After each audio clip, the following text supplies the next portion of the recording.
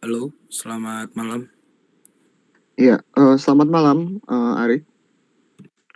Ya malam. Oke, sebentar ya. Oke, eh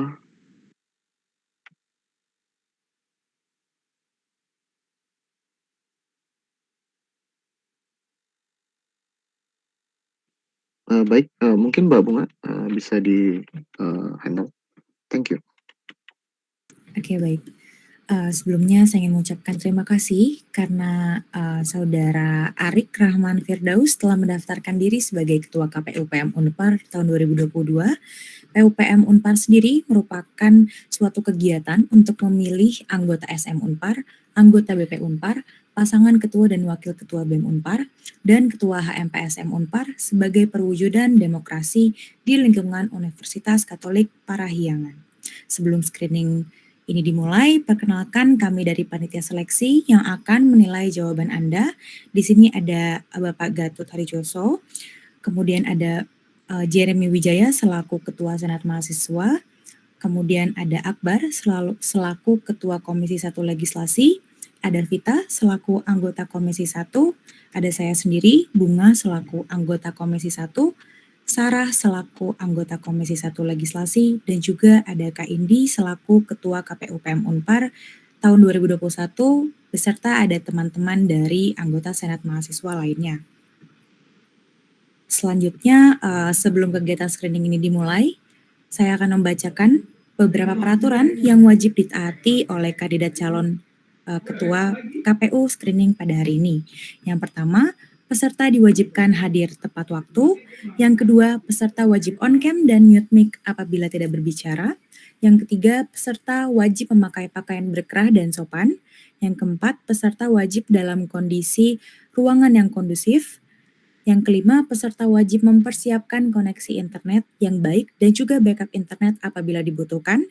Yang keenam, peserta tidak boleh makan dan minum selama proses screening berlangsung. Yang ketujuh, peserta tidak boleh merokok dan juga berada di bawah kendali alkohol selama proses screening berlangsung. Yang kedelapan, peserta dilarang untuk berbuat curang selama proses screening berlangsung. Yang kesembilan, peserta dilarang untuk menyebarkan pertanyaan screening. Dan yang terakhir, jawaban dari peserta akan kami ingat, catat, dan juga rekam, sehingga harus dapat dipertanggungjawabkan. Selanjutnya silakan kepada Saudara Revita untuk dilanjutkan. Terima kasih panitia. Selanjutnya untuk memulai screening pada malam ini, kepada calon kandidat ketua KPU, dipersilakan untuk memperkenalkan diri mulai dari nama, NPM, IPK, serta IPS. Baik, selamat malam. Assalamualaikum warahmatullahi wabarakatuh. Shalom, Om Swastiastu, Namo Buddhaya, dan salam kebajikan. Perkenalkan, saya Arik Rahman Firdaus. NPM saya 605-1901228. IPK saya sekarang 3,03 dan IPS saya 2,99. Sekian.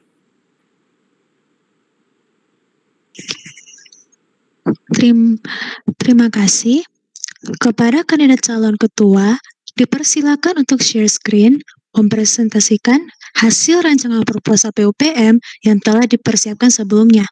Waktu yang akan diberikan adalah 15 menit dimulai dari kata pertama yang dilontarkan oleh kandidat. Jika melebihi waktu tersebut, akan diberhentikan oleh panitia. Dan jika selesai sebelum waktu habis, maka akan dilanjutkan pada agenda screening berikutnya. Waktu dan tempat dipersilakan. Baik, izin untuk share screen ya. Maaf, boleh ganti device nggak? Soalnya ini pakai apa namanya? Pakai Safari, jadi share screen-nya agak error gitu. Pindah ke Google Chrome sebentar, boleh? Iya, bisa.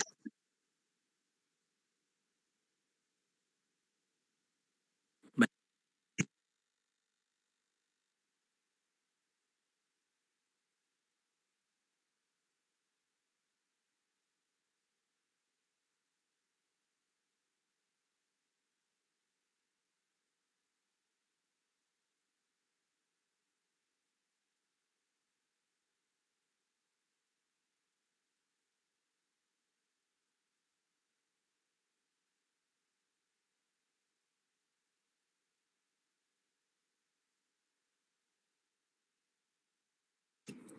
Halo, saya izin untuk share screen ya. Silakan.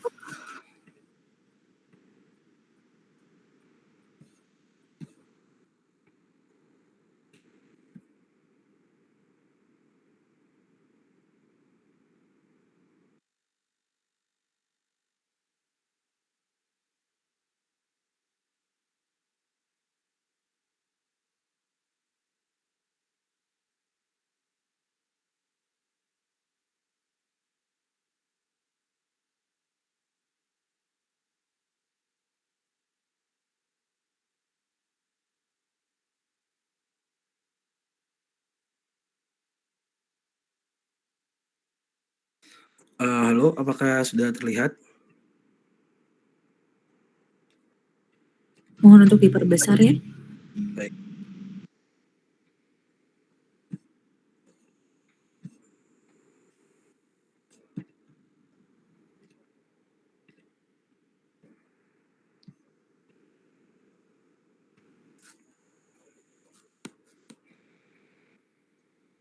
Oke, Baik, apakah silakan. sudah terlihat? Baik.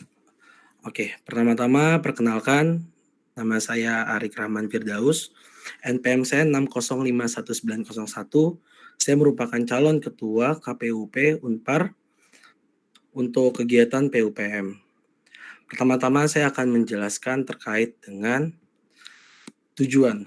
Tujuan dari kegiatan ini diselenggarakan untuk tujuan mewujudkan pelaksanaan demokrasi di kalangan mahasiswa Universitas Katolik Parahyangan. Kedua, mengadakan proses regenerasi kepengurusan Persatuan Mahasiswa Universitas Katolik Parahyangan. Yang ketiga, menyelenggarakan pemilu yang berasaskan luber-jurdil. Luber-jurdil yang dimaksud di sini adalah langsung, umum, bebas, rahasia, jujur, dan adil. Yaitu langsung, setiap pemilih melakukan pemilihan secara langsung tanpa adanya perantara. Umum, pemilihan ini diperbolehkan bagi seluruh mahasiswa ataupun mahasiswi Universitas Katolik Parahyangan. Bebas, setiap pemilih dari mahasiswa ataupun mahasiswi Universitas Katolik Parahyangan tidak akan diberikan paksaan ataupun tekanan dalam melakukan pemilihan. Selanjutnya ada rahasia. Rahasia yang dimaksud di sini adalah setiap pemilih, yaitu mahasiswa ataupun mahasiswi, tidak diharuskan dan tidak diwajibkan untuk memberitahukan pilihannya. Jujur, setiap mahasiswa ataupun mahasiswi yang terlibat dalam kepanitiaan PUPM ini harus bersifat jujur. Yang terakhir adalah adil, yaitu setiap pemilih ataupun calon kandidat PUPM nantinya harus diberikan keadilan satu sama lainnya. Selanjutnya, sasaran kegiatan. Dalam menjalankan kegiatan PUPM ini terdapat beberapa sasaran-sasaran kegiatan. Yang pertama adalah setiap mahasiswa ataupun mahasiswi harus memiliki kartu tanda mahasiswa Unpar yang masih aktif hingga tahun yang tercantum dalam KTM, yaitu adalah 5 tahun. Selanjutnya, tidak berada dalam masa cuti studi dan tidak dalam keadaan gencat studi atau tidak aktif. Selanjutnya, mahasiswa Unpar yang belum mengikuti yudisium. Yang terakhir adalah mahasiswa Unpar yang tidak mengundurkan diri dan tidak di drop out atau DO dari lingkungan Unpar. Oke, selanjutnya mengenai bentuk kegiatan. Bentuk kegiatan ini adalah yang saya lakukan adalah online, yang mana sosialisasi, seminar, dan juga talk show dilakukan melalui platform Zoom. Selanjutnya adalah pendaftaran dan pengumpulan berkas dilakukan melalui platform Google Form. Selanjutnya uji kelayakan dan kepatutan dilakukan melalui platform Google Form ataupun Google Meet. Selanjutnya mengenai kampanye dilakukan melalui Google Meet, Zoom, dan juga beberapa sosial media lainnya. Dan juga untuk orasi dan debat dilakukan melalui Zoom dan ditayangkan secara live melalui YouTube. Lalu selanjutnya untuk pemungutan suara dilakukan melalui website PUPM. Penghitungan suara dilakukan di Unpar. Untuk penghitungan suara dilakukan secara live di YouTube. Lalu untuk penetapan hasil akan diumumkan secara langsung di Instagram PUPM. Selanjutnya untuk parameter keberhasilan. Dalam hal ini terdapat beberapa parameter keberhasilan. Yang mana? Parameter keberhasilan itu adalah terlaksananya seluruh rangkaian acara PUPM Unpar. Selanjutnya, terpenuhinya secara seluruh kuota calon ketua dan wakil ketua Badan Eksekutif Mahasiswa. Itu adalah 16 calon anggota Senat Mahasiswa, 6 calon anggota badan pemeriksa, dan 17 calon ketua himpunan mahasiswa program studi. Baik, selanjutnya, nama dan tempat kegiatan. Dalam hal ini, nama kegiatannya merupakan pemilihan umum Persatuan Mahasiswa Unpar yang dilakukan melalui secara online. Selanjutnya, tema kegiatannya adalah mewujudkan mahasiswa yang cerdas, demokratis, dan modern. Tagline-nya adalah pertemuan terbatas memilih yang berkualitas. Waktu kegiatan akan dilaksanakan dari tanggal 23 Agustus 2022 hingga 7 Desember 2022. Platform yang digunakan adalah melalui online, melalui website, Google Meet, Zoom, Google Form, dan juga media sosial. Selanjutnya mengenai bagan struktural. Bagan struktural di sini adalah ketua KPU, lalu ada sekretaris dan juga bendahara, lalu ada 5 divisi, yaitu divisi materi dan acara, divisi IT, divisi verifikasi media kampanye, divisi humas eksternal, dan juga divisi humas internal. Terkait dengan job desk dari setiap divisi dan juga ketua ataupun sekretaris dan bendahara akan saya jabarkan. Yang pertama, ketua KPUP. Ketua KPUP berperan sebagai koordinator atas KPUP dalam pelaksanaan PUPM, menuruti serta menjalankan peraturan PUPM dan tab kepanitiaan PUPM yang telah dibuat oleh SM sebagaimana lembaga legislatif PUPM, serta menjamin jalannya PUPM dengan mengambil keputusan atau tindakan atau kebijakan yang mendukung kesuksesan jalannya PUPM. Selanjutnya mengenai sekretaris.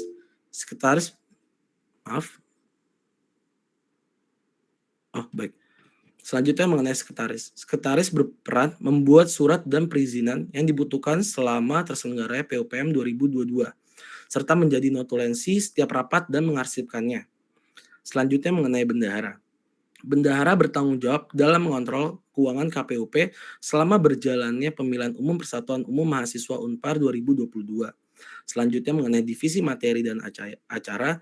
Divisi ini dipimpin oleh 3 ketua divisi, yaitu divisi materi, ketua divisi acara, dan ketua divisi regulasi, yang mana bertanggung jawab terhadap merancang, menjalankan, dan memastikan seluruh rangkaian PUPM 2022 berjalan dengan baik. Selain itu, divisi ini juga nantinya berperan dalam membuat seluruh materi yang dibutuhkan baik untuk PUPM maupun untuk calon kandidat, atau kayak acara talk show, UKK, acara PUPM lainnya. Terakhir, divisi ini juga turut serta dalam membuat regulasi-regulasi, contohnya seperti PKPU. Selanjutnya adalah divisi IT.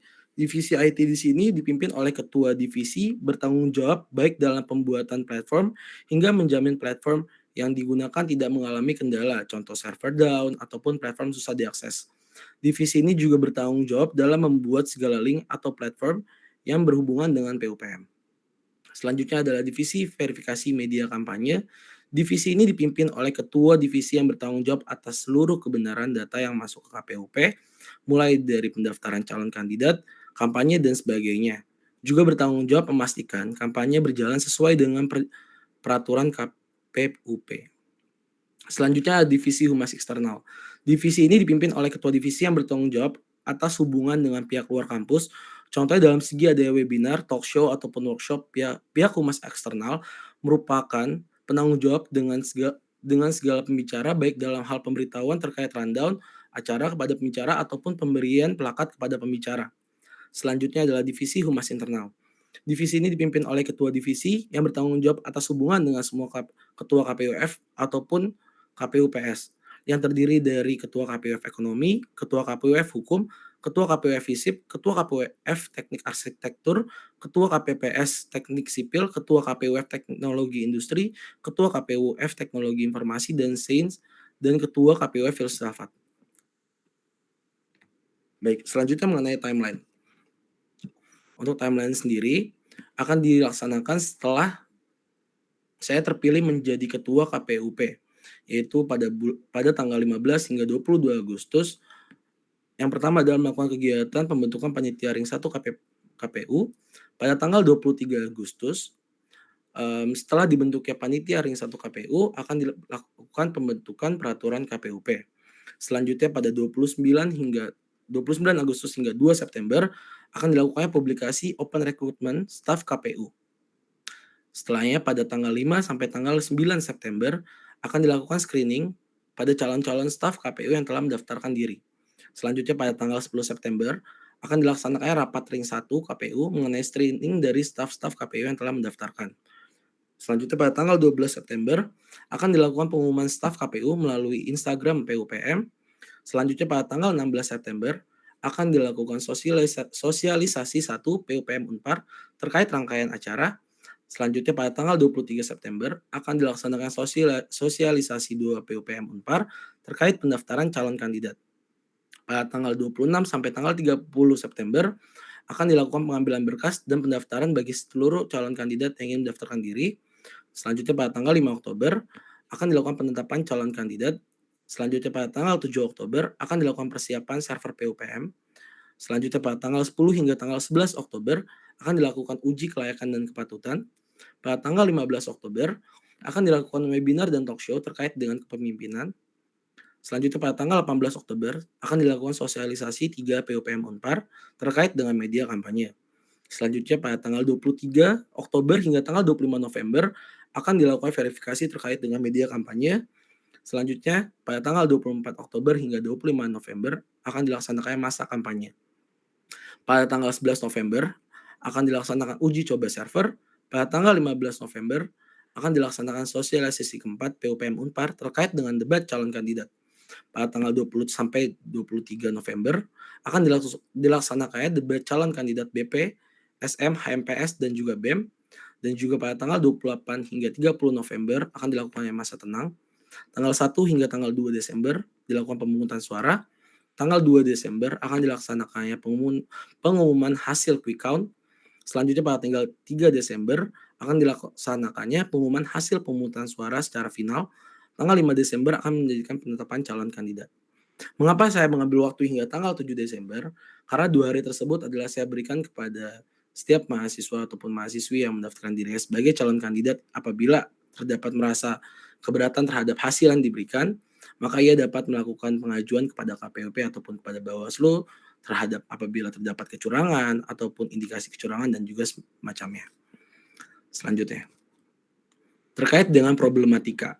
Terdapat beberapa problematika yang menjadi titik permasalahan dalam PUPM. Berikut akan saya jabarkan. Yang pertama adalah minimnya minat mahasiswa dan mahasiswi Universitas Katolik Parahyangan dalam menggunakan hak suaranya. Dalam hal ini, merupakan permasalahan umum yang biasa terjadi di setiap PUPM, yang mana setiap mahasiswa tidak memberikan suaranya.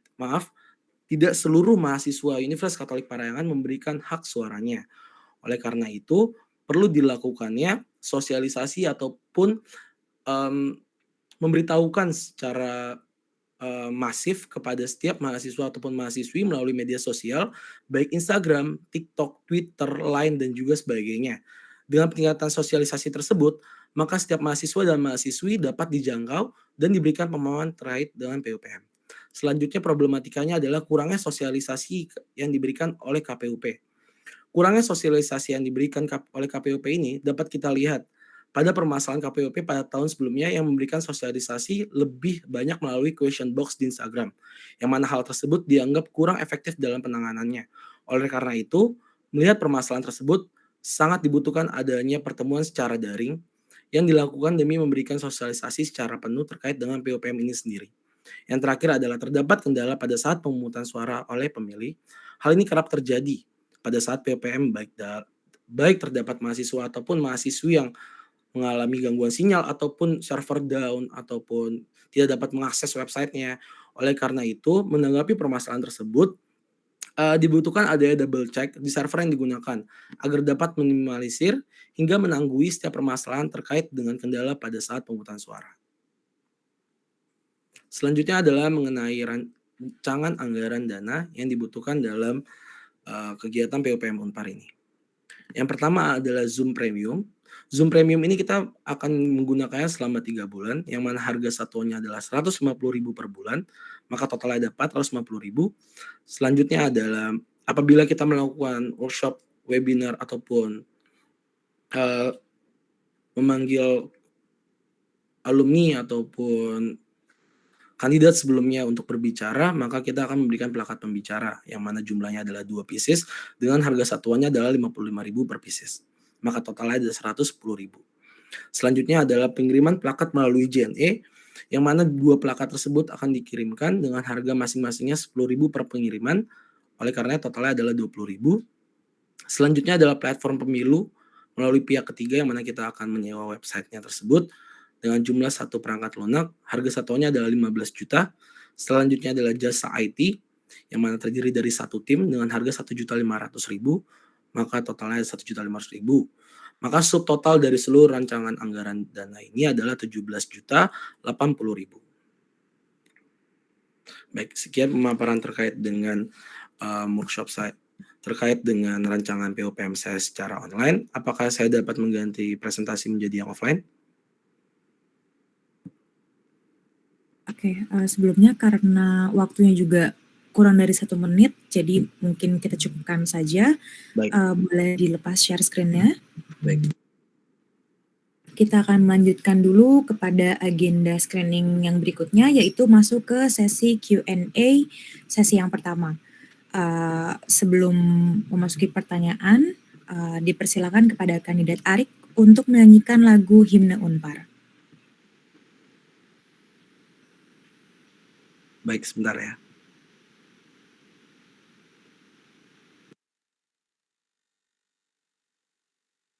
Oke, silakan langsung dinyanyikan saja, tidak perlu pakai lagu ya. Baik, sebentar.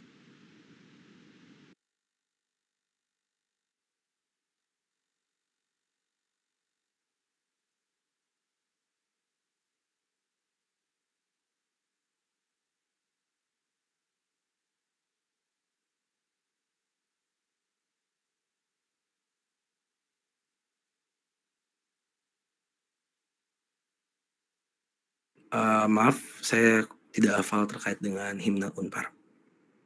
Oke, baik. Pertanyaan selanjutnya akan dilanjutkan oleh saudara Jeremy, silakan. Baik, kita lanjut ke pertanyaan selanjutnya. Jelaskan apa itu PUPM, KPU, dan Bawaslu. Baik, untuk PUPM sendiri merupakan kegiatan tahunan yang dilaksanakan oleh Universitas Katolik Parahyangan dalam memilih calon ketua Senat Mahasiswa, ketua BEM dan wakil ketua BEM, calon anggota Badan Pemeriksa dan juga calon ketua Himpunan Program Studi. Selanjutnya untuk KPU merupakan lembaga independen yang mana bertanggung jawab terhadap Senat Mahasiswa, yang mana bertugas untuk menjalankan kegiatan-kegiatan PUPM. Selanjutnya untuk Bawaslu merupakan lembaga independen yang mana bertanggung jawab terhadap Senat Mahasiswa, yang merupakan badan pengawas dalam menjalankan kegiatan-kegiatan PUPM. Seperti itu.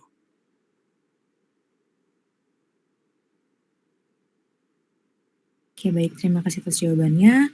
Selanjutnya, jika Anda diberikan kewenangan sepenuhnya untuk memilih konsep PUPM, konsep manakah yang akan Anda pilih? Online, offline, atau hybrid? Dan juga berikan alasannya secara singkat. Baik, dalam menjalankan PUPM ini yang saya gunakan adalah hybrid. Hybrid yang dimaksud adalah dalam memberikan workshop ataupun pendaftaran kandidat media kampanye dan lain-lainnya itu juga dilaksanakan secara online, akan tetapi dalam pemilihan ataupun votingnya dilaksanakan secara offline. Mengapa saya memilih hybrid? Karena pertama adalah melihat minat dari setiap mahasiswanya. Apabila dilaksanakan secara hybrid, maka akan meningkatkan rasa semangat ataupun rasa-rasa sensual bagi setiap mahasiswanya terhadap pemilu ini dan juga mengetahui akan diadakannya pemilu. Selanjutnya, mengapa saya memilih hybrid adalah dengan diadakannya secara hybrid, maka akan dirasakan kepada setiap kandidat-kandidatnya untuk dapat berperan secara nyata ataupun melakukan debat secara nyata atau secara langsung kepada setiap mahasiswanya. Yang terakhir adalah mengapa saya memilih secara hybrid adalah agar dapat meminimalisir adanya server down ataupun hambatan-hambatan pemilihan bagi setiap mahasiswa ataupun mahasiswi yang ingin memberikan hak suaranya. Seperti itu.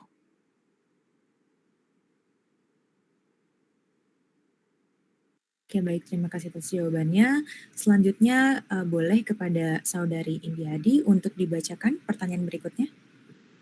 Oke, baik, sebelumnya terima kasih untuk Arik Rahman atas pemaparannya. Mungkin, saya tertarik di bagian bab 3 yaitu tentang, rancangan anggaran dana, apalagi terkait, online. Saya mau nanya terkait platform pemilu atau, yang nanti dari pihak 3 ya, yaitu perangkat lunak sebesar 15 juta. Mungkin yang saya mau tanya 15 juta itu, kamu benchmark dari mana? Itu 15 juta udah include apa aja? Apakah sudah, termasuk dengan kebutuhan KPU yang seperti apa yang yang kamu, pikirkan? Kemudian untuk yang kedua adalah jasa IT, ini satuannya adalah tim. Mungkin, saya mau tanya, tim yang kamu maksud adalah tim yang seperti apa? Apakah kamu mencari dari eksternal atau bagaimana? Mungkin bisa dijelaskan lebih lanjut. Karena kalau dari totalnya, kira-kira untuk terkait IT ini kamu akan menghabiskan 16.500.000 ya, kira-kira seperti itu. Mungkin boleh dijelaskan?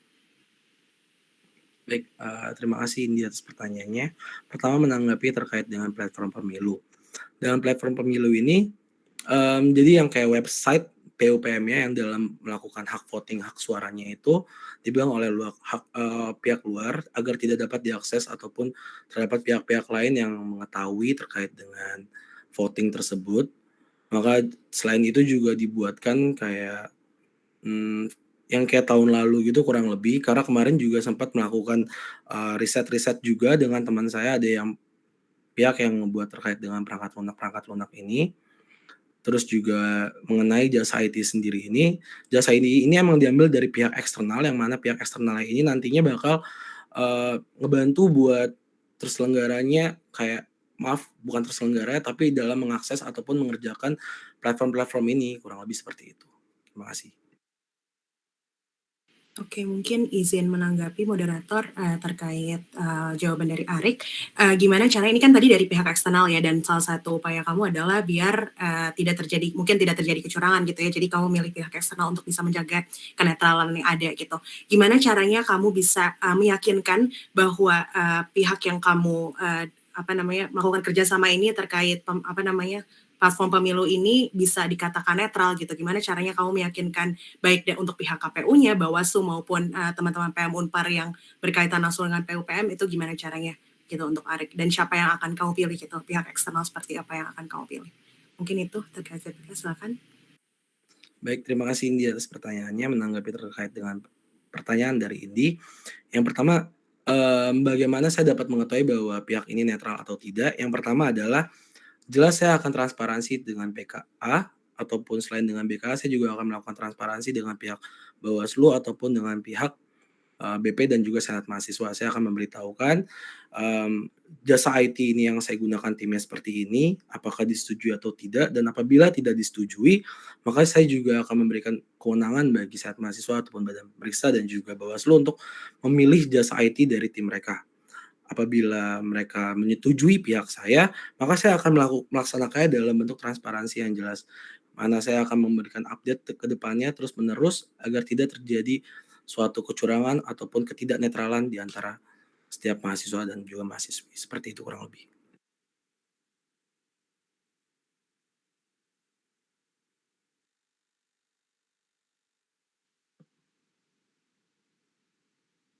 Oke, thank you, Bunga, Jer, Kak Indi. Mungkin Mas Gatot dulu terlebih dahulu. Mas Gatot, ada pertanyaan kah Mas Gatot? Oke. Makasih Mas Gatot. Mungkin saya tertarik, dari parameter ya, parameter.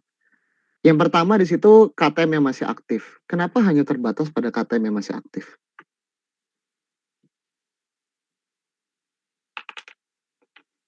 Baik, terima kasih Rizky Akbar atas pertanyaannya. Maaf, sebelumnya apakah ada pertanyaan lanjutannya?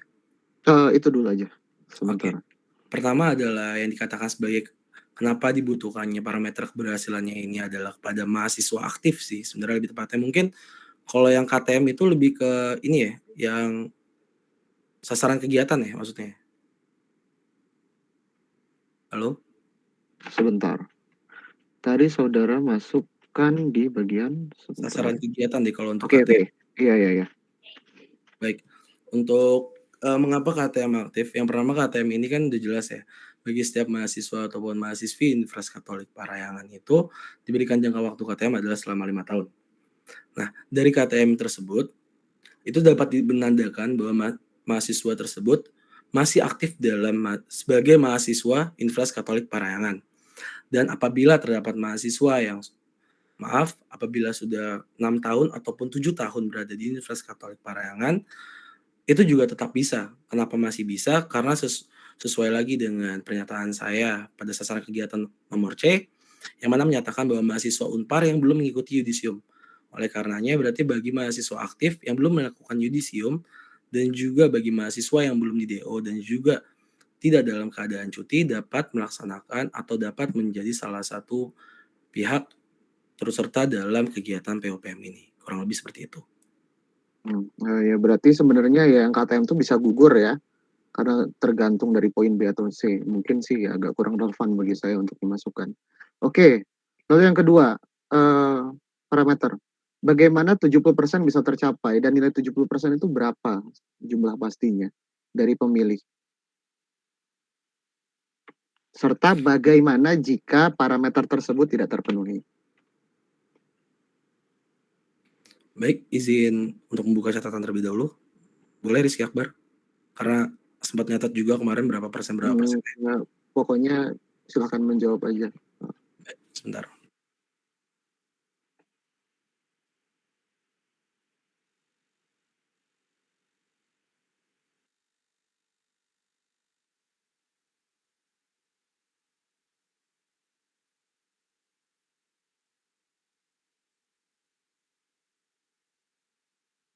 Baik, izin menjawab. Kurang lebih mahasiswa aktif Universitas Katolik Parahyangan itu ada 10.000 lebih.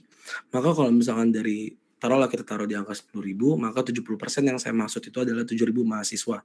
Kenapa 70% angka aktif yang saya ingin gunakan adalah melihat kepada situasinya.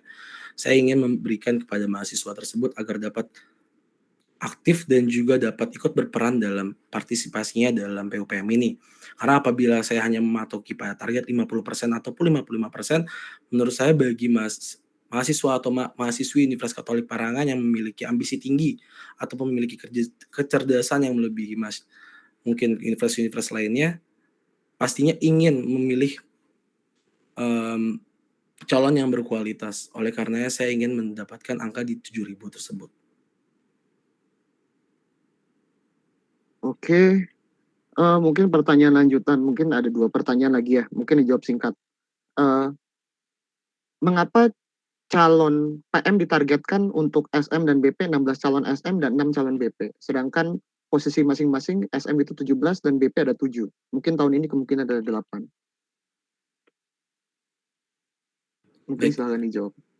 Baik, menjawab terkait dengan hal tersebut, ini saya sesuaikan dengan anggota badan pemeriksa ataupun anggota senat mahasiswa sekarang, itu merupakan parameternya saja. Akan tetapi apabila 18 dari mahasiswa dan juga mahasiswi itu mendaftarkan dirinya dan juga 8 dari SM dan juga 18 dari BP, 8 dari BP dan 18 dari SM, maka itu diperbolehkan. Dan bukan diperbolehkan lagi, malah saya merasa itu lebih baik, akan tetapi saya itu hanya dijadikan sebagai parameternya saja. Oke, terus kalau seandainya di bawah itu gimana? Baik, apabila di bawah dari parameter yang telah saya berikan, oleh karenanya maka akan saya undur terlebih dahulu terkait dengan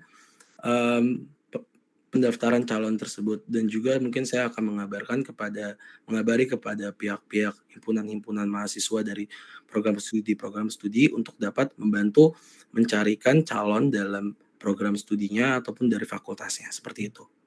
Oke, mungkin pertanyaan terakhir. Mengapa KPUF dan KPUPS termasuk dalam humas internal? Oke. Kenapa KPUF dan KPUPS itu termasuk dalam humas internal? Yang pertama adalah humas internal ini sesuai dengan job desk yang telah saya jabarkan tadi sebelumnya, bahwa ia ini tuh berperan dalam menjaga atau relasi antara pihak dalam kampus.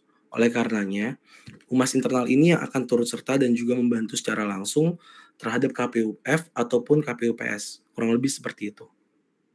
Oke, mungkin saya mau konfirmasi, yakin hanya hubungan? Mengapa saya mempertanyakan hanya hubungan? Bahwa terdapat garis komando di situ, yang otomatis bahwa humas internal membawahi KPUF dan KPUPS. Sehingga hal tersebut berarti lebih tinggi KPU, lebih tinggi humas internal dong daripada KPUPS yang menyelenggarakan di masing-masing prodi maupun fakultas. Baik, izin menjawab terkait dengan pertanyaan tersebut. Pertama adalah jelas bahwa KPUP itu emang KPUF ataupun KPUPS itu di bawah naungan KPUP yang pertama. Jadi pihak divisi dari humas internal ini akan memberikan komando yang mana diberikan dari ketua KPUP ataupun pihak-pihak dari KPUP yang akan diberikan atau dipahami kepada pihak KPUF dan juga KPUPS untuk dijalankan ke depannya. Seperti itu kurang lebih. Bagaimana saudara menjamin netralitas anggota humas internal dalam proses atau menjalankan sistematika pemilihan di masing-masing KPUPS maupun KPUF, menimbang bahwa ada garis komando di situ? Baik, dalam hal tersebut memang terdapat garis komando antara humas internal dan juga KPUF atau KPUPS. Akan tetapi perlu dipahami bahwa saya ingin menjalankan KPUP ini itu yang demokratis, bukan yang otoriter. Jadi apabila kita memberikan komando kepada pihak KPUF ataupun KPUPS, akan tetapi mereka terdapat sanggahan-sanggahan ya, maka akan bisa didiskusikan dengan pihak-pihak dari KPUP, yang mana hal tersebut akan meminimalisir akan terjadinya suatu tindakan kecurangan atau ketidaknetralan dari pihak-pihak humas internal. Dan juga untuk dapat memberikan untuk dapat menjaga hubungan antara humas internal dengan masyarakat agar tidak terjadi kecurangan dan juga ketidaknetralan, maka kami akan melakukan transparansi juga kembali dengan pihak Senat Mahasiswa. Kurang lebih seperti itu. Terima kasih. Oke, thank you. Mungkin boleh dilanjut. Mungkin izin moderator mau menanggapi pernyataan Arik. Mungkin ini pertanyaan lanjutan juga Arik terkait yang tadi Rizky Akbar tanyakan terkait 70% mahasiswa yang ikut serta ya dalam PUPM ini. Mungkin tadi udah lihat juga proposalnya bahwa medianya yang di sini dicantumkan hanya seputar yang online saja. Misalnya Zoom, YouTube, Instagram, dan kita tahu sendiri bahwa mungkin pengikut di YouTube ataupun Instagram dan TikTok PUPM ini, karena mungkin kalau TikTok kan baru ya di PUPM ini, berarti baru dari tempatnya Arik nih. Sekarang kalau misalnya Arik nanti akan jadi ketua KPU, maksudnya di sini kan berarti akan ada penyelenggaraan secara offline juga. Apakah Arik sendiri akan menggantungkan segala bentuk promosi secara online saja, ataukah akan ada upaya secara offline juga yang akan Arik bisa bagikan kepada teman-teman gitu? Kalaupun memang akan secara online saja gitu ya, menggunakan media online saja, apa yang memang berbeda dari tahun kemarin dan di tahun nanti Arik akan menjabat? Mungkin itu pertanyaan dari saya. Silakan Arik. Oke, terima kasih Indi atas pertanyaannya. Pertama, menanggapi pertanyaan dari Indi, bagaimana cara saya agar dapat mencapai 70% apabila kurang lebih media-media sosial ataupun media kampanye itu kurang lebih sama seperti KPUP tahun lalu. Balik lagi kepada jawaban saya di pertama, bahwa saya lebih menginginkan bahwa PUPM ini diselenggarakan secara hybrid. Karena selain menggunakan media sosial, selain menggunakan Zoom dan juga Google Meet, saya juga jelas akan melakukan penyebaran info melalui flyer ataupun mungkin menggunakan banner, yang mana nantinya itu akan memberitahukan kepada mahasiswa bahwa akan diadakannya PUPM Unpar. Selain hal tersebut, apabila memang dilaksanakan teknisnya ini hanya secara online saja, tidak hybrid, maka saya akan melakukan sosialisasinya itu tuh lebih daripada sebelumnya, yang mana saya mungkin akan meminta kepada anggota-anggota staf KPUP ataupun mahasiswa atau mahasiswi Universitas Katolik Parahyangan untuk membantu merepost bahwa akan diadakannya PUPM Unpar tersendiri. Karena melihat kepada situasi tahun lalu, niat ataupun kegirangan dari setiap mahasiswa-mahasiswi Universitas Katolik Parahyangan bahwa akan diadakannya PUPM itu sangatlah minim dibandingkan dilihat pada situasi sekarang yang mana akan diadakan kuliah secara offline. Kurang lebih seperti itu.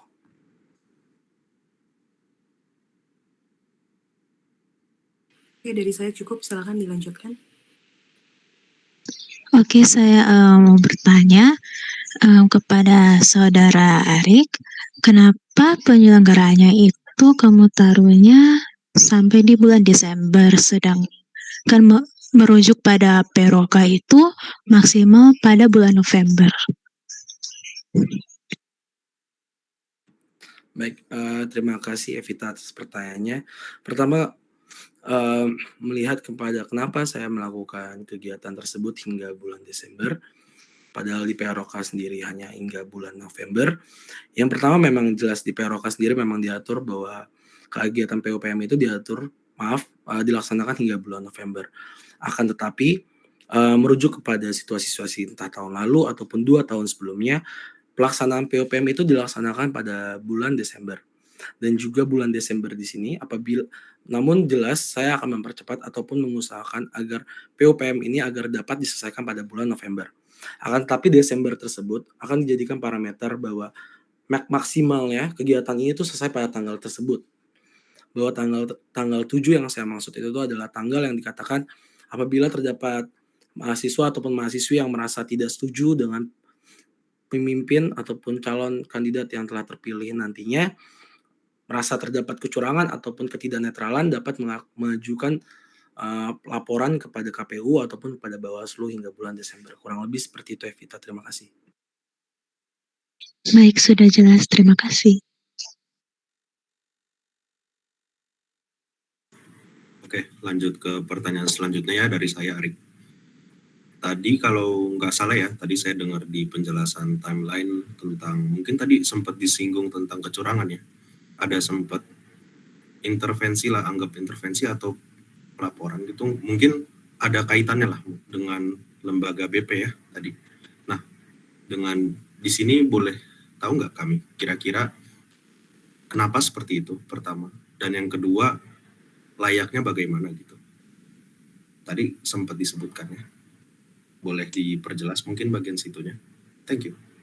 Maaf, mungkin boleh sedikit diperjelas juga pertanyaan karena Oh boleh. ya maaf ya, terima kasih. Kenapa? Ya boleh diperjelas tadi pertanyaan karena menurut saya ada sedikit yang saya kurang paham. Tadi kan ada disebut kata BP atau kecurangan, tapi maksudnya gimana ya? Tadi kalau nggak salah ya tadi, mungkin nanti boleh diluruskan sama Anda ya. Itu pertama, sempat ada urusannya dari keselenggaraan dalam penyelenggaraan PUPM dengan badan pemeriksa gitu. Nah, boleh dijelaskan nggak kaitannya seperti apa dan kenapa gitu? Sudah paham? Paham. Baik, mengenai hal tersebut itu mungkin yang lebih dimaksudkan oleh saya menjaga agar tidak terjadi ketidaknetralan atau transparansi itu di saat apabila ini ya yang mengenai server yang dari pihak eksternal kampus mengenai platform pemilu yang mana saya akan melakukan transparansi. Oh ya, sorry, itu ya tadi di saat menjawab pertanyaan ini ya. Iya, pertanyaan ini terkait itu. Baik, hal tersebut mengapa badan pemeriksa juga saya turut sertakan? Karena sesuai dengan saya lumayan lupa juga antara PROK atau per SM yang menyatakan bahwa badan pemeriksa itu merupakan pihak pengawas yang mana dia itu tuh hanya berperan sebagai yang mengawasi terselenggaranya PUPM Unpar. Sedangkan kan kalau Senat Mahasiswa itu kan yang turut serta atau yang menjalankannya juga gitu dengan dibantu oleh KPUP dan juga Bawaslu. Oleh karena kenapa badan pemeriksa itu saya turut sertakan adalah dia yang membantu memeriksa bahwa segala transparansi yang dilaksanakan oleh pihak dari PUPM, seperti itu.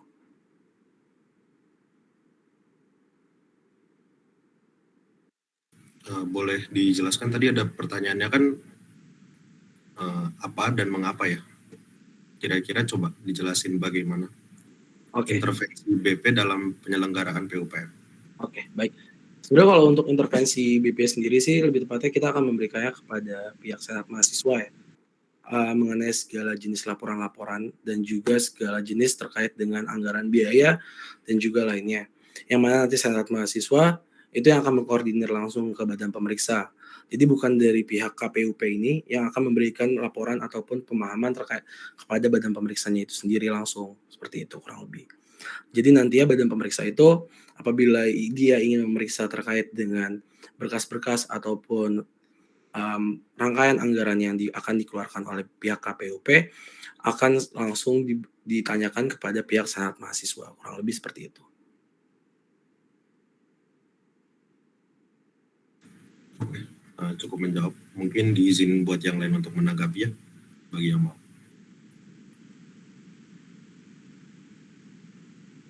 Oke, mungkin sebelumnya dilanjutkan tanggapannya di sesi berikutnya saja.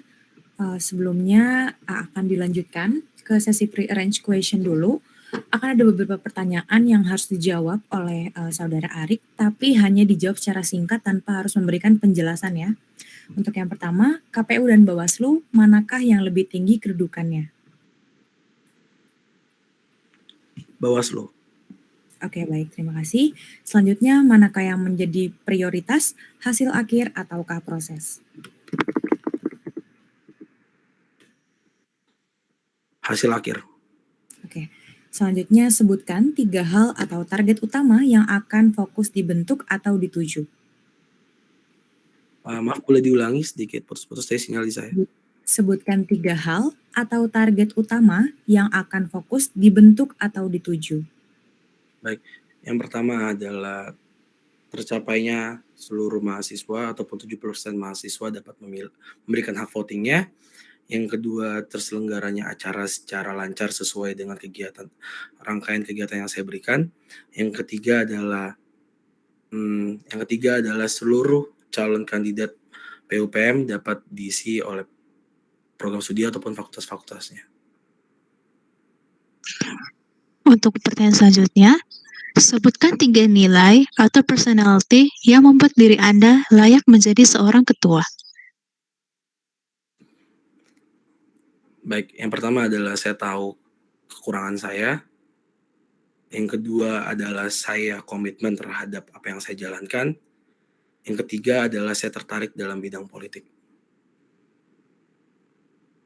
Untuk pertanyaan selanjutnya, manakah yang menurut Anda lebih penting? Public relation atau objective decision, dan mengapa? Maaf, boleh diulangi pertanyaannya? Untuk pertanyaannya, manakah yang menurut Anda lebih penting? Public relation atau objective decision, dan mengapa? Baik, untuk saya sendiri yang lebih penting adalah public relation. Kenapa public relation? Adalah dengan relasi publik itu, maka akan terselenggaranya dengan PUPM ini secara baik, dan juga dengan relasi publik tersebut kita dapat mendengar masukan-masukan dari publik terkait dengan PUPM ataupun kegiatan PUPM pada tahun-tahun sebelumnya. Selain itu, relasi publik juga saya butuhkan agar dapat menjadikan suatu kritik yang akan membangun saya menjadi lebih baik ke depannya. Kurang lebih seperti itu. Terima kasih. Oke, baik, terima kasih. Selanjutnya, jika Anda harus memilih, manakah yang akan Anda pilih? Yang pertama, menggagalkan calon tunggal yang terbukti melakukan pelanggaran ringan demi integritas PUPM, atau yang kedua, menoleransi pelanggaran ringan calon tunggal tersebut demi regenerasi kepengurusan PM Unpar. Baik, saya akan menoleransi. Oke, baik. Selanjutnya, ya atau tidak bahwa lembaga PM dapat merubah keputusan KPU dengan seizin Senat Mahasiswa? Maaf, boleh diulangi sekali lagi? Oke, ya atau tidak bahwa lembaga PM dapat mengubah keputusan KPU dengan seizin Senat Mahasiswa?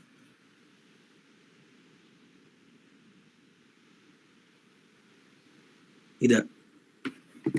Selanjutnya, bagaimana pendapat pribadi Anda sebagai seorang ketua terkait calon pengurus baru yang memiliki track record yang dinilai kurang baik? Baik, apabila terkait dengan calon kandidat yang memiliki track record kurang baik, maka pertama kita akan mencari tahu dulu lebih apakah kandidat ini layak atau tidak. Yang kedua, apabila kita melihat bahwa walaupun dia memiliki track record sebelumnya yang kurang baik, akan tetapi dia sekarang ini menjadi lebih baik, dan juga ke depannya saya akan mengatakan bahwa dia layak.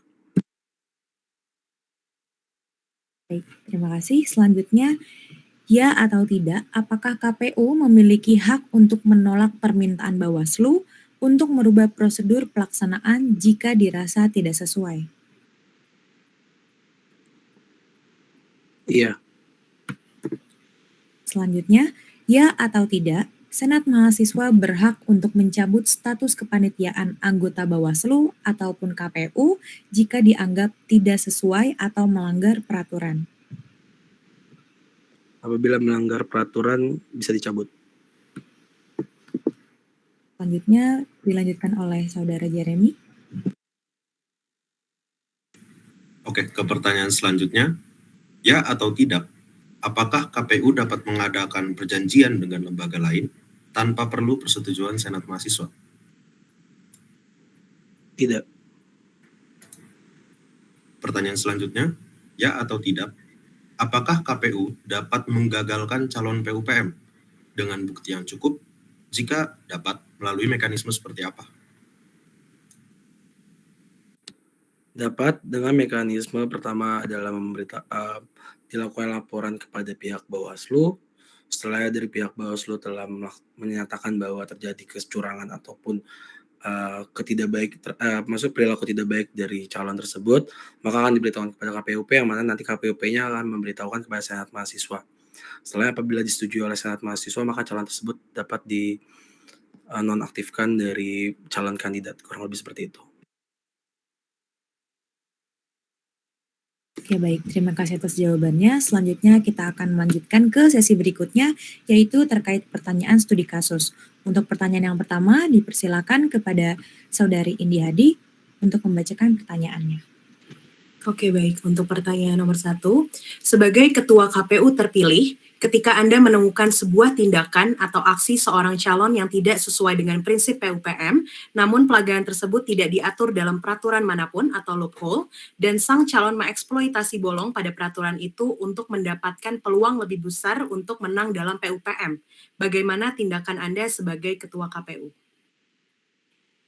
Baik, terkait dengan hal tersebut, pertama-tama saya merupakan mahasiswa Fakultas Hukum, yang mana apabila terjadi kekosongan hukum tersebut, saya harus bisa melakukan penafsiran secara kontrario ataupun secara besar dari setiap pelanggaran-pelanggaran yang ada, yang mana setiap pelanggaran tersebut akan saya baca dari peraturannya. Maka peraturan tersebut akan saya buat seteliti-telitinya, dan apabila terdapat kekosongan tersebut, maka akan saya cari tahu apakah terdapat suatu peraturan yang dapat melakukan terbalik terhadap suatu pelanggaran tersebut. Kurang lebih seperti itu.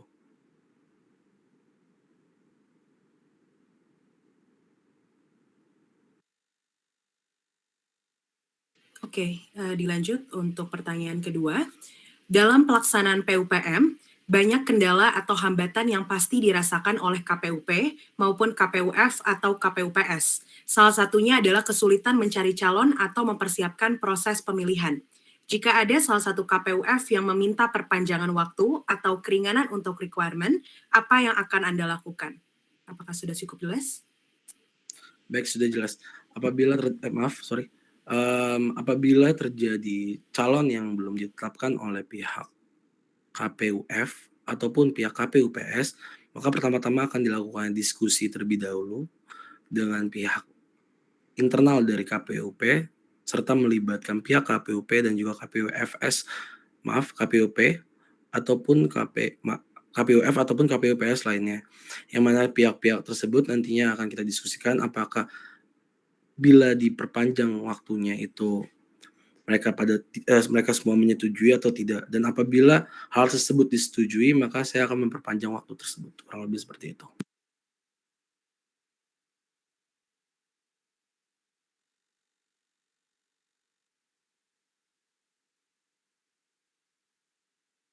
Oke, mungkin izin nanggapin juga dari terkait jawaban Arik terkait studi kasusnya, melakukan perpanjangan waktu. Berarti kan itu artinya timeline-nya akan berubah lagi atau diperpanjang lagi gitu. Arik akan memberikan berapa hari atau mungkin konsiderasi lainnya berapa hari atau berapa waktunya akan seperti apa kalau misalnya ternyata ada perpanjangan waktu seperti itu. Karena mengingat timeline PUPM itu kan pasti terbatas sekali gitu, apalagi di Desember awal atau dari peraturannya di November akhir PUPM harus sudah selesai gitu. Mungkin dari Arik silakan untuk menjawab pertanyaannya. Baik, terima kasih India atas pertanyaannya. Terkait dengan hal tersebut, saya hanya akan memberikan waktu selama 1 hari tambahan. Kenapa 1 hari? Karena dengan waktu 1 hari tersebut, sesuai dengan rangkaian kegiatan saya, yang mana kegiatan tersebut akan selesai pada tanggal 7 Desember, sedangkan rangkaian kegiatan tersebut selesai pada tanggal 5. Dan apabila di-extend 1 hari, maka akan selesai pada tanggal 6, dan ada terdapat 1 hari yang dapat digunakan untuk melakukan pengecekan dan juga menanggapi setiap laporan-laporan dari setiap mahasiswa. Kurang lebih seperti itu. Terima kasih.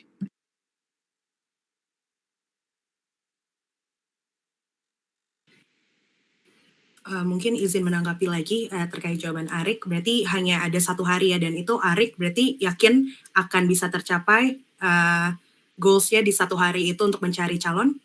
Mungkin bisa Arik jawab sekarang. Yakin. Oke, gimana caranya dalam 1 hari KPUF atau KPUPS yang berada dalam kekosongan jabatan itu bisa mencari calon-calonnya? Apa upayanya yang kira-kira Arik bisa tawarkan ke KPUF, KPUPS untuk bisa mencari calonnya? Silakan. Baik, terkait dengan hal tersebut, jelasnya pasti pihak KPUF ataupun KPUPS itu memiliki rekan-rekan ataupun teman-teman sesama mahasiswa ataupun mahasiswi Universitas Katolik Parahyangan yang sesama program studi ataupun fakultas dan jurusannya dengan mereka. Dengan hal tersebut, saya akan meminta tolong kepada mereka agar teman-temannya itu dibujuk, agar bisa menjadi calon kandidat dari PUPM Unpar itu sendiri. Dan juga apabila memang tidak terdapat calon kandidat dari program studi ataupun fakultas, maka dengan terpaksa saya akan tetap melanjutkan kegiatan PUPM Unpar ini tanpa pihak dari program studi ataupun fakultas tersebut. Terima kasih. Oke, untuk studi kasus selanjutnya, sebagai ketua KPU terpilih, Anda mengetuai sebuah lembaga yang harus menjaga banyak rahasia dan strategi internal kelembagaan. Di lain sisi, KPU juga diminta untuk transparan dan memiliki publisitas yang tinggi. Bagaimana Anda akan meraih balance antara dua prinsip yang berbeda ini, dan bagaimana Anda membedakan mana yang bersifat rahasia dan mana yang harus dibuat ke publik? Apakah sudah cukup dimengerti? Baik, sudah cukup dimengerti. Baik, yang pertama adalah terkait dengan mana yang harus diberikan kepada publik. Itu merupakan hal-hal yang terkait dengan pemilihan calon. Contohnya adalah hasil nilai UKK. Selain hasil nilai UKK, pokoknya hal-hal yang menurut dari kami ataupun pihak dari PM Unpar itu dapat dijadikan sebagai konsumsi mahasiswa ataupun mahasiswi Universitas Katolik Parahyangan secara umum. Akan tetapi untuk hal-hal yang dirahasiakan adalah mengenai hal-hal yang bersifat privat. Contohnya seperti rangkaian anggaran yang tidak akan diekspos kepada setiap mahasiswa ataupun mahasiswi Universitas Katolik Parahyangan. Selain itu juga hal-hal yang tidak akan diekspos itu adalah mengenai platform pemilunya adalah melalui siapa dan pihak siapa, dan juga jasa tim tersebut. Jadi hal-hal yang bersifat rahasia itu adalah yang bersifat privat, sedangkan yang bersifat dapat diberikan kepada publik itu adalah yang menurut kami, pihak KPUP ataupun pihak senat mahasiswa dapat dikonsumsi, seperti itu. Mungkin saya izin menanggapi sedikit ya tadi. Saudara Arik tadi dalam pernyataan tersebut sempat menyinggung lembaga PM. Lembaga PM yang dimaksud di sini siapa ya? SM maksud saya, sorry. Sepertinya tadi agak sedikit belibet. Oke. Mungkin saya mau coba saya tarik ya. Kan saudara bilang tadi lembaga PM saudara kerucutkan kepada SM. Lalu tadi saudara sedikit menyinggung BP mengenai pemeriksaan dan lain-lain. Nah, ini menurut saudara, apakah kita juga perlu meminta pertimbangan dari BP dalam hal ini? Baik, terhadap hal tersebut, mungkin badan pemeriksa itu dia hanya dapat kita beritahukan atau kita ajak diskusi apabila memang dipertanyakan oleh pihak badan pemeriksa. Akan tetapi bila hal tersebut tidak ditanyakan dan tidak dimintakan oleh pihak badan pemeriksa, maka tidak perlu untuk didiskusikan. Kurang lebih seperti itu.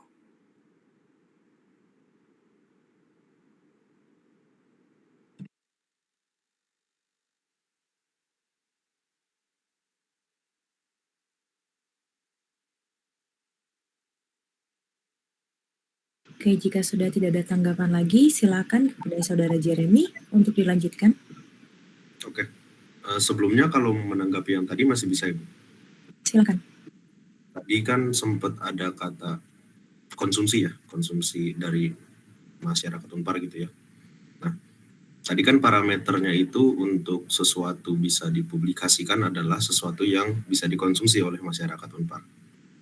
Nah, untuk parameter sesuatu bisa layak untuk dikonsumsi masyarakat Unpar atau enggak itu apa ya? Boleh tahu nggak bagian situ?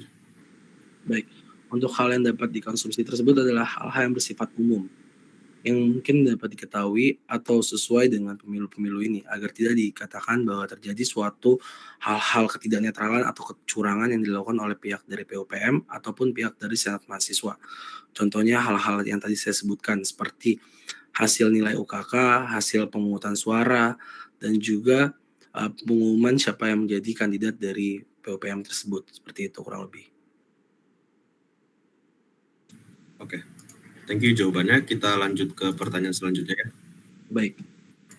Pertanyaan selanjutnya, jika terdapat perbedaan prinsip pelaksanaan kegiatan antara KPU gitu dengan pihak lain, contohnya misal UKK calon itu ada yang berbeda dalam prinsip pelaksanaannya atau batasan pengawasan dengan pihak Bawaslu, sebagai ketua KPU terpilih nantinya, apa yang Anda prioritaskan? Berlangsungnya acara atau keselarasan acara dengan prinsip PUPM? Dan tindakan seperti apa yang bisa Anda lakukan untuk bisa meminimalisir hal ini untuk terjadi? Baik, maaf tadi yang pas bagian objektif kayak pertanyaannya itu apa tadi yang ada dua, yang satu kan terselenggaranya PUPM, yang satu lagi kelangsungan PUPM ya? Keselarasan acara dengan prinsip PUPM. Maaf. Ya, keselarasan acara PUPM yang saya pilih.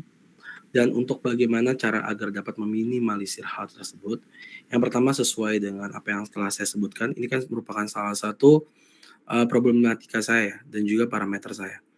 Jadi bahwa dalam menyelesaikan hal tersebut, saya akan membuat sosialisasi terlebih dahulu sebelum diadakannya UKK, agar setiap calon kandidat agar memahami dan juga mengetahui terkait dengan tata cara UKK nantinya.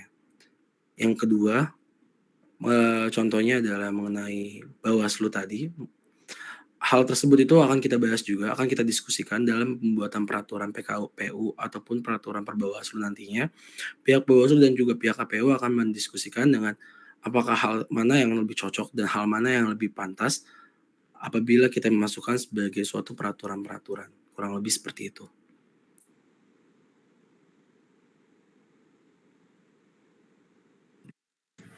Oke, baik. Sudah cukup, boleh dilanjut ke pertanyaan selanjutnya. Baik, terima kasih. Pertanyaan selanjutnya, saat ini banyak beredar isu di mana keberadaan lembaga atau organisasi eksternal non-Unpar yang dikhawatirkan membawa pengaruh terhadap PUPM 2022 melalui calon ataupun kepanitiaan PUPM 2022. Bagaimana persiapan Anda untuk memastikan yang pertama bahwa tidak ada panitia PUPM terlebih di KPU yang dipengaruhi dan juga mencoba menggiring PUPM, dan yang kedua, bagaimana cara Anda memastikan calon yang mendaftar pun bebas dari pengaruh organisasi ekstra? Baik, terkait dengan yang menjabat dan juga mendaftarkan, mungkin akan saya jawab secara rangkum saja karena keduanya juga kurang lebih sama. Dalam penyelesaian hal tersebut, pertama kita harus juga dalam orang yang mendaftarkan diri ataupun yang menjabat perlu dilakukan background check terlebih dahulu, apakah pihak tersebut turut serta dalam organisasi eksternal dari kampus atau tidak.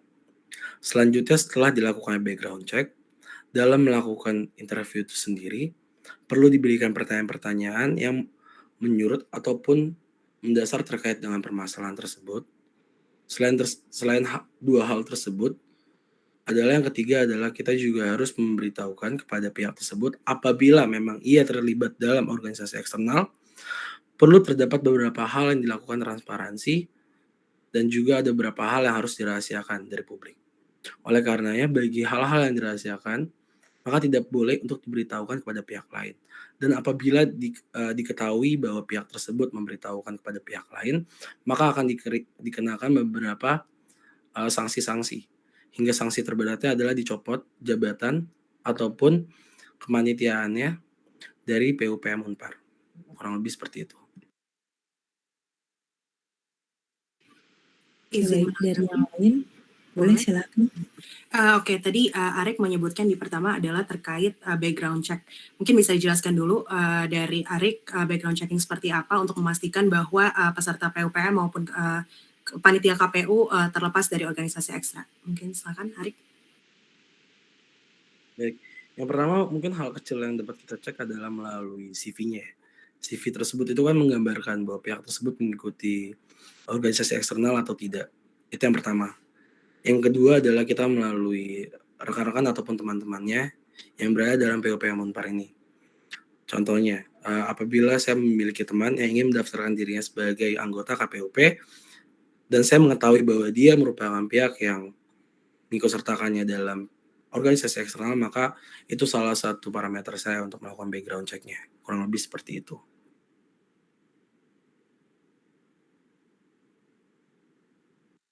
Oke, apa ada lagi Kak Indi? Izin menanggapi juga, berarti di sini background check-nya pure dari KPU aja ya. Jadi dari KPU meneliti satu-satu dari teman-temannya, misalnya si orang ini masuk organ ekstra atau enggak, terus kemudian dari CV-nya apakah di CV-nya ada menjabat sebagai salah satu anggota di organisasi ekstra itu ekstra atau enggak gitu. Jadi apakah Arik di sini akan melibatkan pihak lain untuk bisa mengecek, karena kan ini pasti banyak ya yang daftar ataupun baik untuk panitia sendiri ataupun peserta calon itu kan pasti banyak, dan mungkin tadi saya baca juga untuk verifikasi panitia itu hanya di bagian panitia verifikasi dan media kampanye, betul ya, di panitia-panitia itu ya yang bertugas, dan itu kan pasti juga nggak akan mungkin sebanyak itu. Gimana caranya Arik bisa memastikan bahwa apa yang Arik upayakan tadi bisa berjalan dengan lancar? Apakah akan melewati akan meminta bantuan ke pihak lain terkait background checking ini atau pure dari KPU saja? Silakan dijawab. Baik, untuk hal tersebut pertama kan juga ini merupakan salah satu pihak-pihak yang mendaftarkan diri baik KPU atau Bawaslu itu kan merupakan hal yang rahasia. Dan juga mungkin saya juga akan melibatkannya kepada pihak-pihak ring 1 KPU, ring 1 Bawaslu, dan juga pihak Senat Mahasiswa. Jelas saya akan memberitahukan bahwa terdapat beberapa calon-calon yang mendaftar dalam KPUP ini. Contohnya taruhlah si A. Apakah pihak Senat Mahasiswa ataupun pihak Bawaslu mengenal A ini, dan apabila mengenal, apakah pihak A ini terlibat dalam organisasi eksternal atau tidak, seperti itu. Jadi kurang lebih saya akan melibatkan Senat Mahasiswa dan juga Bawaslu selain dengan KPUP sendiri. Terima kasih Saudari Indi. Oke, baik, terima kasih. Sebelum mengakhiri kegiatan screening ini, saya ingin menanggapi dulu tadi yang terakhir. Menurut saya CV itu tidak relevan sama sekali ya, karena CV itu dapat ditulis dan dapat diatur oleh pribadi tersebut masing-masing, isinya akan ada apa aja, apakah dia akan jujur ataupun tidak, sehingga untuk CV otomatis dicoret menurut saya pribadi. Namun untuk hal lainnya seperti pihak eksternal ataupun pihak lainnya itu dapat dipertimbangkan kalau misalnya saudara Arik ini terpilih menjadi ketua KPU. Jadi otomatis jangan memberikan kelonggaran kecurangan. Itu menurut saya pribadi. Lalu selanjutnya saya juga ingin menyampaikan bahwa pertanyaan yang tadi adalah pertanyaan terakhir terkait studi kasus dari rangkaian screening malam ini. Untuk selanjutnya kepada Saudara Akbar, mungkin silakan untuk memberikan evaluasi.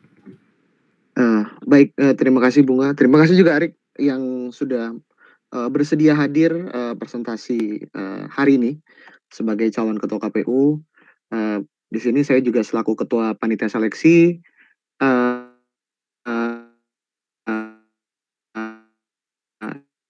Seperti yang sedikit.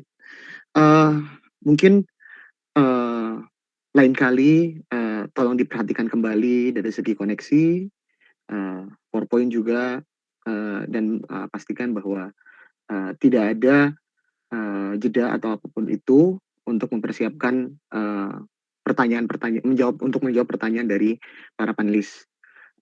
Lalu mungkin jika nanti terpilih ada beberapa pertimbangan yang saya rasa harus di-highlight, itu seperti kata yang masih aktif, menurut saya itu kurang relevan, kalau bisa memang dihapus saja. Lalu mungkin bisa dibuat realistik untuk mencapai target 70% itu seperti apa. Karena menurut saya tadi jawaban masih terlalu umum, itu. Dan lihat seperti target 16 calon SM maupun 6 calon, BP menurut saya itu tidak relevan juga untuk dimasukkan sehingga bisa langsung. Dan, mungkin KPU PS dan KPU F yang masuk dalam humas internal sama sekali tidak ada kaitannya ya saya rasa, karena yang paling relevan itu langsung di bawah ketua tidak lewat humas internal sehingga membuka celah, hal-hal yang tidak diinginkan dalam arti bahwa itu bisa saja ada oknum-oknum tertentu kah, yang mengintervensi kinerja dari KPU F dan KPU PS, serta mungkin timeline lebih diperhatikan kembali.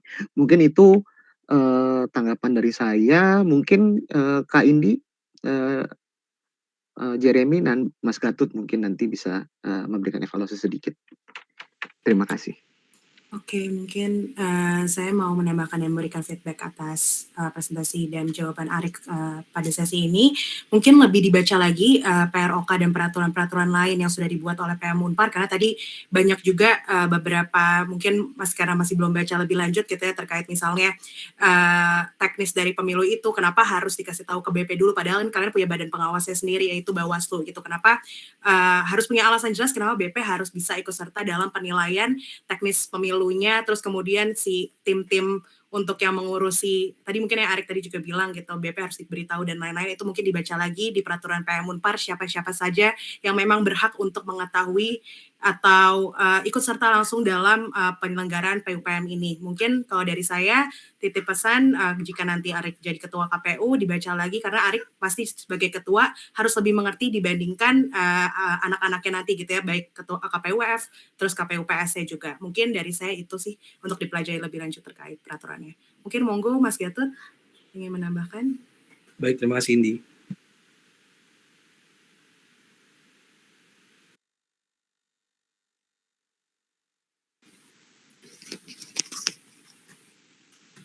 Selamat malam Arik, terima kasih yang sudah berpartisipasi mendaftar dan ikut mendaftar sebagai KPU ya, ketua KPU ya. Ini semangatnya luar biasa. Terus sudah melakukan beberapa riset ini yang menurut saya cukup menarik. Ya, menarik ya. Sudah melakukan beberapa riset, terutama tadi soal sistem informasi ya, IT-nya sudah ada persiapan. Beberapa kalau boleh memberikan feedback, tadi kayaknya sering terganggu dengan istilah mahasiswa dan mahasiswi. Kalau disebut mahasiswa harus menyebut mahasiswi. Itu saya kira itu hal positif juga bahwa Arik sudah memperhatikan hak setiap orang gitu. Tapi sebenarnya dalam hal bahasa Indonesia kalau sebut mahasiswa itu sudah termasuk mahasiswi. Kita tidak perlu khawatir untuk menyebut mahasiswa tanpa menyebutkan mahasiswi. Justru kalau kita ingin menyebutkan mahasiswa pria, maka harus disebutkan mahasiswa pria.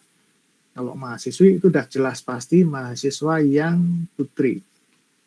Jadi konsisten saja, itu sudah diakui oleh Kamus Besar Bahasa Indonesia ya. Gitu. Jadi semoga itu lain kali bisa menjadi bicaranya bisa lebih pede gitu ya tentang penggunaan istilah itu. Kemudian mungkin secara umum saya sampaikan sekarang saja, toh nanti juga sama saja tentang kerahasiaan yang dimaksudkan. Ada kebingungan antara privasi dan konfidensial. Kalau privasi itu kerahasiaan pribadi barangkali, tapi juga kurang tepat juga karena itu bukan sesuatu yang rahasia. Privasi itu ya kepribadian seseorang yang hak pribadi eksklusif seseorang. Kalau konfidensial itu adalah hal yang menyangkut sesuatu yang dipercayakan ya, yang tidak sepantasnya dibicarakan terkait dengan tugas atau suatu tindakan. Ya kita menggunakan istilah konfidensial untuk tadi kerahasiaan tadi ya. Kalau privasi sih udah jelas lah, itu nggak usah kita bahas, tidak boleh dibocorkan privasi. Tapi kalau konfidensial ini kan menyangkut pekerjaan. Tapi secara prinsip sih saya kira teman-teman memahami ini. Itu saja saya kira masukan dari saya, feedback dan tanggapan dari saya. Terima kasih sekali lagi, Arik. Silahkan dilanjutkan. Terima kasih Pak Gatot.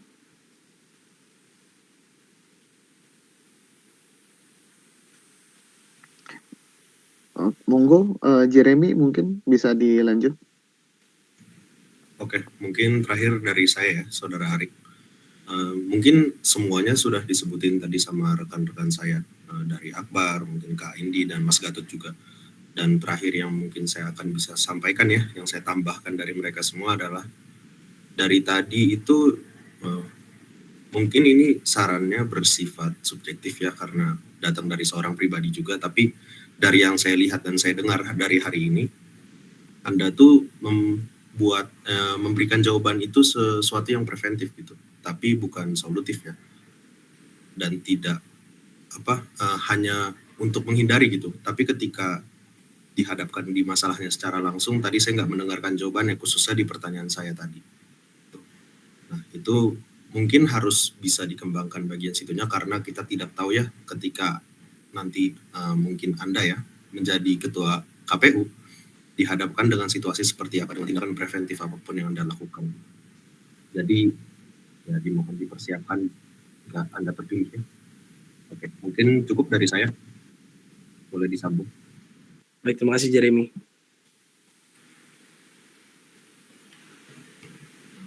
Baik, mungkin itu saja evaluasi singkat dari screening malam ini. Kegiatan screening telah selesai. Selanjutnya kami para panelis akan memberikan penilaian terhadap seluruh tindakan dan jawaban yang Anda berikan selama kegiatan screening berlangsung.